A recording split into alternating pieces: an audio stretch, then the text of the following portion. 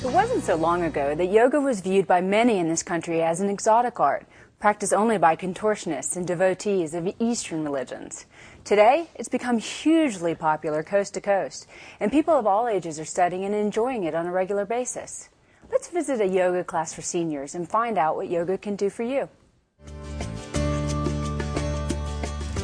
So standing in front of your chair. When you hear the word yoga, do you think of a person who can fold themselves into a pretzel? Do you think it's an odd Eastern religion? Here is a class devoted to yoga for seniors that may help you better understand what yoga is really all about. Tension through the side body. And now inhale and up you come. Yoga is wonderful for helping to stretch and be flexible. You get into postures you don't even think that you can do. And there you are. I thought it was about time I started moving and not loafing. One of the things that I have painfully become aware of, and that is the ravages of age. Part of that includes the fact that my sense of balance is not as good as it had been. And I think yoga specifically has helped me with that. Good work. Now, Earl, let's see.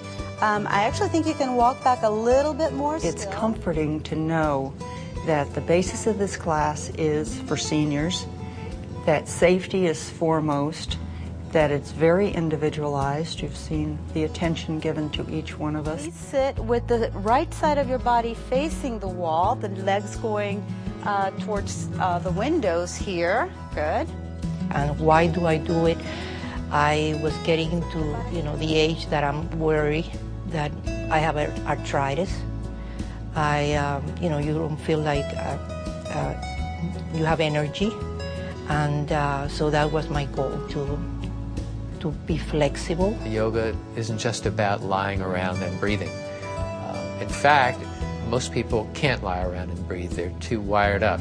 And so the yoga poses are ways for people, through action, to come to a quieter state physically and mentally, and then be able to relax.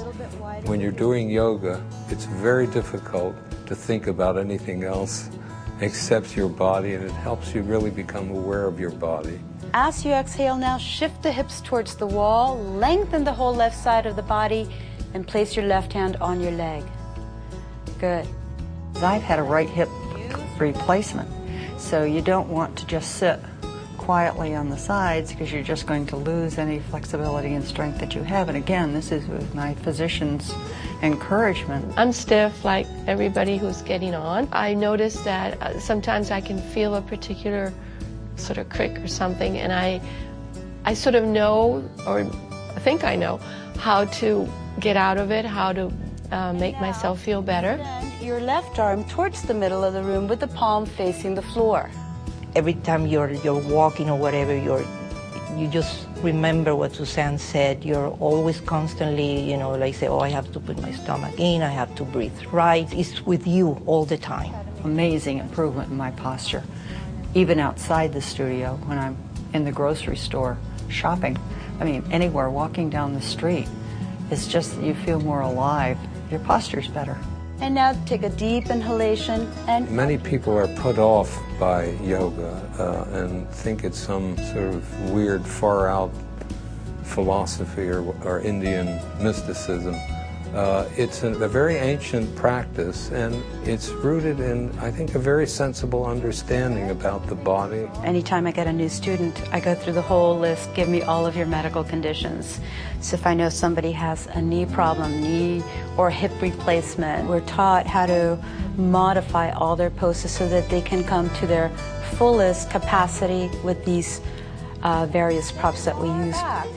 Grounding the heels still, though. Heels must ground. Get you thinking about yourself and knowing your body and what your limitations are. It's very relaxing in a very proactive way. It's something you do that you can control. Being living creatures, we have what is called a homeostatic process. Our bodies are inclined to be healthy and in balance, and through our various activities we throw ourselves out of balance and out of health. I wish everybody will do it, and I'm now encouraging my children. And I just got my second son into it. He started Saturday, so I think it's getting there. I'd like to introduce Danny Reyes, who works as a physical exercise educator for Holy Cross Hospital in Silver Spring, Maryland. Mr. Reyes holds a bachelor's degree in kinesiology from the University of Maryland, and he's also a certified personal trainer and a strength and coordinating specialist. Welcome. Thank you. So tell me a little bit about your experience with yoga. Well, the hospital oversees a variety of yoga programs, especially for seniors, and we attack all levels of yoga, from beginner yoga to a little more advanced yoga. What we try to do is we try to cater to the entire community to offer something for everybody. So what exactly is the practice of yoga? Well, yoga is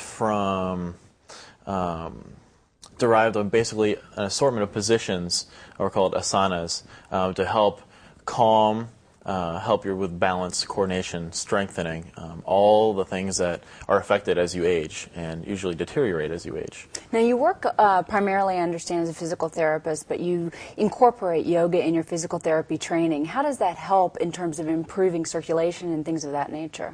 Well, like we saw in the video, yoga has a lot of poses of strengthening and elongation and inner strengthening of the core muscles. What we do is whenever you hold a position, you have to force yourself to maintain your body in alignment, keep everything nice and tight. And what that does is what translates to physical therapy, because there's a lot of foundations of physical therapy that require strengthening not just of the extremities, but of the core muscles. You talk about holding positions, and I got to tell you, my mom is in her 60s. She's going to kill me now that I've said that on TV, but she's in her 60s and she's fabulous at yoga. I have the worst time holding a position. I can't imagine a mature adult who might have issues with balance or gait or walking, things of that nature. How do they do it? It's practice. You start with the elements, the basic foundations of yoga. You start with a few simple poses, and as soon as you perfect those, you realize, you don't notice, but you're strengthening, you're improving your balance and your coordination with those simple poses. So every time you go to another class, your poses get better, you get stronger, and you can tackle new things. And then again, you end up with great posture and great strength. So Danny, what's happening physiologically in your body as you're practicing yoga? Well, it's very similar to other exercise programs, albeit not using weights.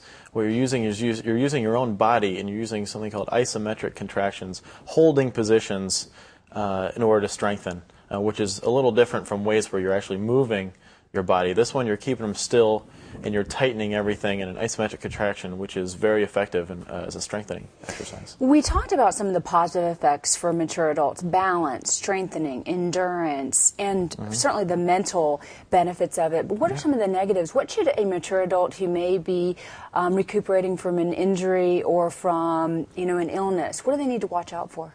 Well, there's very few things that they actually need to watch out for. The beauty of yoga is there's so many different disciplines and different levels that they can start fresh out of surgery for a knee replacement. The most important thing is that they discuss, A, with their physician, and B, when they find a class, to discuss their conditions with their instructor and their teacher and see if that's the right place for them. If they do and it's the right place, they can get involved in the program and rehabilitate themselves much quicker and get back into their daily routines. Do you have to do yoga repetitively a lot in order to get good at it, or for it to have good health benefits for you? Well, yoga, no, you don't. You can attend 2-3 times a week. In essence, whatever you can do is better than nothing. It's like the saying, if you don't use it, you lose it. So anything is better than absolutely being sedentary. Well, talking about being sedentary, when I finish a yoga class, I'm usually frustrated because I don't have that, I don't practice it enough, probably. But I also don't feel I'm not perspiring. But it's really incredible exercise, isn't it? Absolutely. Absolutely. It takes in a tremendous amount of strength, especially the more advanced you get. And there's different aspects of yoga. Like there's hot yoga, there's power yoga, where you're really transitioning from one to the other, and these are very, very difficult positions to achieve and hold. So it can be very intense and a big time calorie burner. This is such important information. Before we close, though, tell me a little bit about balance and how it helps mature adults in their balance. Well, as we saw in the video again, balance, they have to hold these positions and hold these poses. So what they're doing is they're strengthening the muscles in their hips and their legs and their shoulders. And not only that, they're improving the neural connections in their brains. So the body-mind connection is really made and strengthened. So they'll know to lift their knee a little higher so they don't trip over that step. You know, it's these things that happen with practice. And once you do that, they won't fall. No fractured hips and no hospital visits.